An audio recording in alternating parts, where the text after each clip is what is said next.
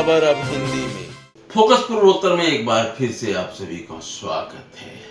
और इन दिनों असम विधानसभा का चुनाव तो हो गया है, लेकिन चुनाव के बाद की एक खामोशी, एक विश्लेषण, एक आत्म विश्लेषण सभी राजनीतिक दलों में चल रहा है कि कौन सी पार्टी सत्ता में आ रही है। अगर भारतीय जनता पार्टी के नेतृत्व में एनडीए सत्ता में आती है तो उसे कितनी सीटें मिलेंगी, कांग्रेस की क्या स्थिति है और दूसरे राजनीतिक दलों की क्या स्थिति है।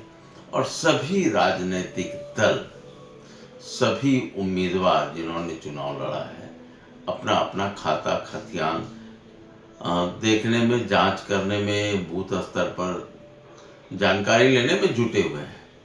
और असम में चुनाव तो हो गया, लेकिन अब बिहू की आहट सुनाई देने लगी है। बिहू के पंडाल बन रहे हैं, बिहू कमेटियां तैयारी कर रही हैं, कलाकारों का चयन कर रही हैं।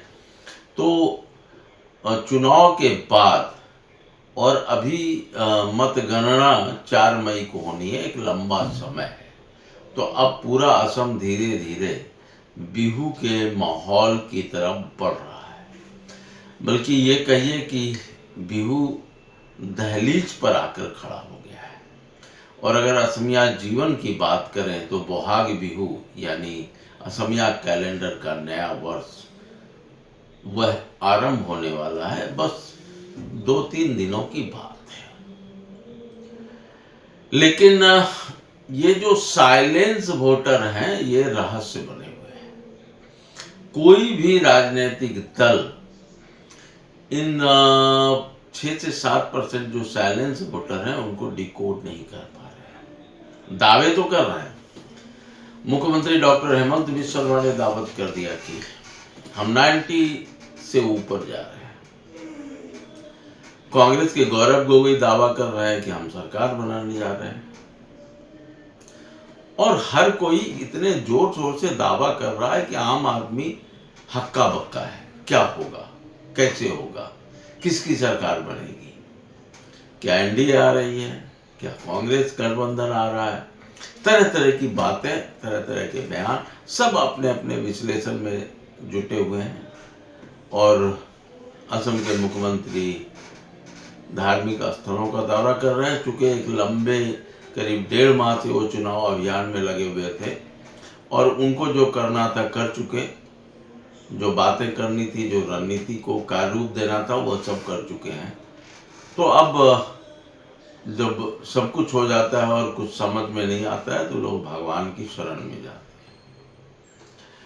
असम में अभी वही माहौल है। जिससे मिलिए भाई साहब, कौन आ रहा, किसकी सरकार बनेगी, और हर आदमी के पास अपना अपना डाटा है, अपने अपने तरीके से विश्लेषण कर रहा है, किसको कितनी सीटें मिलेंगी, क्या होगा। लेकिन ये जो साइलेंट वोटर है, लोग ये बोल रहे हैं कि इतना भारी मतदान हुआ है। तो कोई दावा करता है कि मतदान परिवर्तन के लिए हुआ है, लेकिन बिहार विधानसभा के चुनाव की भी आपको याद होगी, बड़े पैमाने पर मतदान हुआ। और मतदान क्या हुआ, ऐसा हुआ कि एनडीए 2/3 मेजोरिटी के साथ सत्ता में आ गई। तो यह कहना बहुत मुश्किल है कि अगर भारी मतदान हो रहा है, रिकॉर्ड मतदान हो रहा है, तो यह सत्ता परिवर्तन के लिए हो रहा है। इसके कई आधार हैं, कई वजह हैं। बेनिफिशरीज है और लोगों का रुझान है।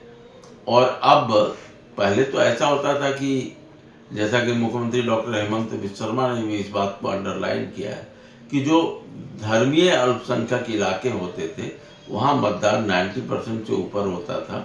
और जो असमिया हिंदू या कास्ट आसामी जिसको कहते हैं, उस इलाके में मतदान कम होता था। लेकिन इस बार तो वहाँ भी जमकर मतदान हुआ है और लोगों ने बढ़ चढ़ कर मतदान में हिस्सा लिया है। तो आखिर यह जो रिकॉर्ड तोड़ मतदान हुआ है, वो मतदान किधर जाएगा। मैं बहुत ज़्यादा इस बात में विश्वास नहीं रखता हूँ जब तक कि मतगणना नहीं हो जाए कि कौन सी पार्टी सत्ता में आ रही है और कौन विपक्ष में बैठेगा, किसको कितनी सीटें मिलेंगी। अलग अलग तरह के दावे हैं, रुझान है।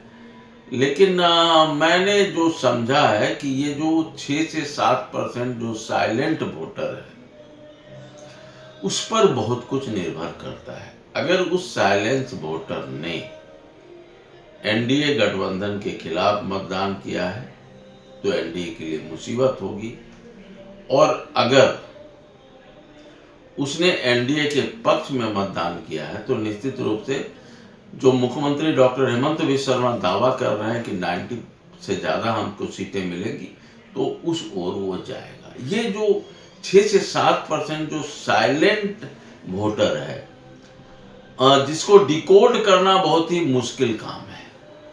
और अब हो सकता है कि डॉक्टर हेमंत बिस्वा शर्मा ने उसको डिकोड कर दिया हो और इसलिए वह दावा कर रहे हैं कि इस बार 90 से ज़्यादा हम पार करेंगे। और अगर वह नहीं हुआ तो फिर एनडीए किस तरह से सरकार बनाएगी, भारतीय जनता पार्टी को कितनी सीटें मिलेंगी। कई लोग अलग अलग राय है, कई लोग जो संघ से जुड़े हुए लोग हैं या भारतीय जनता पार्टी से भी जुड़े लोग हैं, उनकी अपनी एक अलग राय है कि भारतीय जनता पार्टी की सीटें कम होंगी। कुछ लोग यह दावा कर रहे हैं कि यह आधार ही गलत है, भारतीय जनता पार्टी अब तक का बेस्ट प्रदर्शन करने जा रही है। तो वो सारा चक्कर, वो 6-7% जो साइलेंट वोटर है, वो किधर टर्न आउट हुआ है। और आपको याद है कि मैंने आपके पहले वीडियो में दिखाया था जिसमें ये कहा गया था, मुझे शायद एक टीवी चैनल में एक सर्वेक्षण आया था जो मैंने अपने पहले वीडियो में दिखाया था कि एबीपी न्यूज में वो कार्यक्रम दिखाया जा रहा था कि भारतीय जनता पार्टी बहुमत में जा रही है, कांग्रेस पिछड़ रही है, लेकिन दोनों के बीच में 4 से 5% का डिफरेंस था वोटों के प्रतिशत का। तो वह साइलेंट वोटर किधर जा रहा है, साइलेंट वोटर ने किसके पक्ष में मतदान दिया है, वह सबसे बड़ा सवाल है जिसको डिकोड करना बड़ा मुश्किल हो रहा है। मैंने अलग अलग जो पत्रकार हैं, जो राजनीतिक दल के नेता हैं, उनसे भी बात की, लेकिन एक जानकारी तो मैं आप दावे के साथ कह सकता हूं कि इस चुनाव में कई रथी महारथी, कई जो दिग्गज नेता हैं वो हार रहे हैं। दावे बड़े बड़े कर लें कि, लेकिन इस चुनाव में कई दिग्गज नेता हारेंगे, कई नए और युवा उम्मीदवार जीत कर विधानसभा में पहुंचेंगे। आज के लिए बस इतना ही। आपको बहुत बहुत धन्यवाद।